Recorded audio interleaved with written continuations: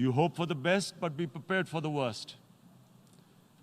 If a conventional war starts between the two countries, Mr. President, if a conventional war starts, and anything could happen, but supposing a country 7 times smaller than its neighbor is faced with the choice, either you surrender or you fight for your freedom till death, what will we do?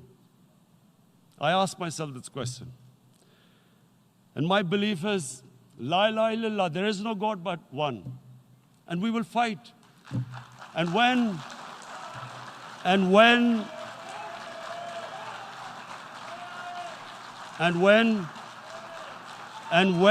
a nuclear-armed country fights to the end, it will have consequences far beyond the borders.